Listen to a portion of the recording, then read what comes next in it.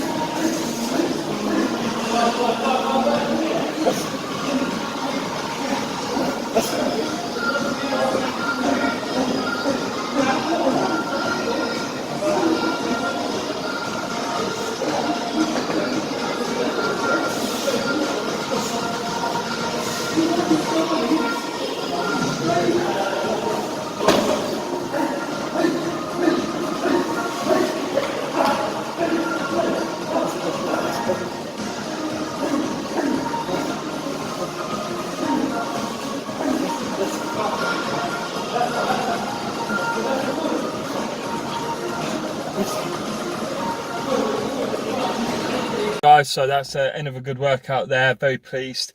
My shadow boxing was on point, I think, today. It was quite good. I was trying to simulate in my head different scenarios other than simply punching and kicking and stuff like that. Obviously, I use my block several times, and I use sort of a riposte, if you wish, where you use the front kick or you use the stamp kick immediately after doing a leg block against another person's kick. I also try to practice a little bit of groundwork, but I noticed that my glasses don't stay on my head long enough, so did a little bit, but ground and pound, just practicing how to what angle the elbow needs to come in at to hit the person in the head, because I'll be elbowing people in the face when they're on the ground rather than punching them. I think it's a much more efficient way of dealing with them, or that opens you up to a little bit of BJJ tactics. Obviously, I'll be a lot quicker in the ring than I would be against a floor, because skulls don't hurt as much as concrete floors do, or padded concrete floors.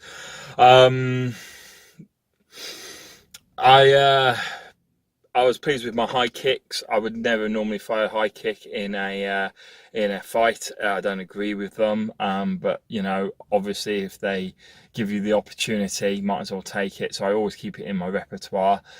Kicks going quite high, and the power into the bag from the kick was very, very powerful as well for such a high kick. It's not something you need a lot of power for anyway, but there was good power, but unfortunately it doesn't really show on the video. It does if I leave the sound on there. You might hear the whook, the kind of crack that you hear when a kick goes in and it hits really good. But most of the time I'll be throwing my kicks in very low towards the knee, which is what a Muay Thai fighter does, hence why we have leg blocks in Muay Thai. I've ordered some more shorts, so hopefully I'll be able to do some I've got a hole in between the legs of these shorts now. I've worn them out a little bit, so there's a few exercises I'm not doing on purpose for obvious reasons. I don't want to expose myself, especially on camera. But I've got some other shorts en route from eBay, and it only costs like £6-7 a pair. So I bought like 3 pairs of shorts just to keep me going, and also obviously because, you know, I do teach martial arts, so I want to look as professional as possible when I teach. The weird sort of that kind of stuff, by the way, it wasn't kind of like kung fu or some kind of like kind of moves. It was me pretending I was in a Muay Thai clinch with someone, and I was just trying to get my mind thinking about what I'm doing again when I'm in the clinch, because I've clinched recent, you know, I clinch obviously my clients and stuff, but clinching someone you're teaching and clinching someone you're trying to hurt, it's a little bit different. Obviously there's I put a couple of throws from the clinch in there which doesn't put them on the ground, but it sets them off balance, and it opens up their rib cage for knees, or their head, preferably for knees to the head. So I put a few throws in there which you may have noticed. Well, that's enough on the drill part of the video. Regards to my weight, I am so happy, because I haven't been down the gym for so long. I'm under 18 stone now. I'm 17 stone, 13 pounds and 3/4. So I know it's only a fraction of a pound under 18 stone, but I'm consistently under 18 stone. Consistently. Done it probably just over a week now where I've been consistently that weight. So it's obviously my weight. and I might lose obviously a little bit more now that I'm training again. That was when I was not training, or when I was only just doing a little bit here and there. So being able to bench press 150 kilos after such a long time of kind of training regularly, because that was my final rep. I did 150 kilos for one rep, is really picks up the morale, you know, makes you feel good. And following that with, I had 90 kilos on at the end, 25 reps and a set of 8, I think it was. That was good as well, because you put them together, you got 33 reps on 90 kilos and a rep on 150 kilos. That's a half decent chest workout, enough to build a bit of strength, enough to build a bit of endurance, enough to build a bit of fitness and muscle endurance, and enough to make your punches fast and strong and hard. And I hope you liked the contrast, the flow of movement when I'm shadow boxing, when I'm fighting an opponent that's on the move. Everything's much more slower and controlled, and you know, when it's thrown precisely and with speed, but not like lots of combos kind of things. One, that takes up a lot of energy, and two, when your opponent's on the move, they can defend themselves a lot easier, and a lot of your punches are either going to miss or not hit somewhere vital. But then what I hope you notice is when I simulated in my head that the opponent had gone against the wall, like against the ring, you know, the ropes of the ring or whatever, that I'd gone either cornered or against the ropes, you saw some fast hands going in there, which is exactly the kind of like surprise element. You know, you move slow, you conserve your energy, and then bang. And that's why when I do my fitness work, when you see me do my fitness work on the bikes and on the, well, it's just the bikes at the moment, but the rower as well, when my ankle's better, you notice that I do kind of bursts. I go fast, I go slow, I go fast, I go slow, I go fast, I go slow.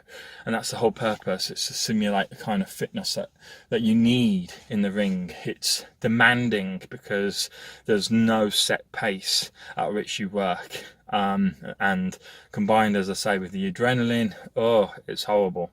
But anyway, guys, I hope this gives a little bit more insight on top of my little talk that I will do over the top of the video. I may, I don't know. I might just leave the video as it is. I can't be asked to do an audio track over the top, but I might. We'll see how much time I've got, but I'm very busy at the moment, so I don't really have the time for it. If I don't have the time, I'll just put it out, then at least you now had some explanation, but you'll have some further additional information if I have time to do an audio track over the top, and I'll mute the videos and stuff.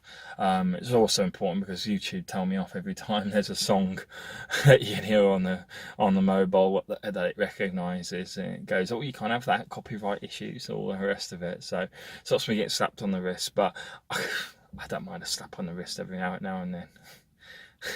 Who doesn't? I'll see you later, guys. Bye bye.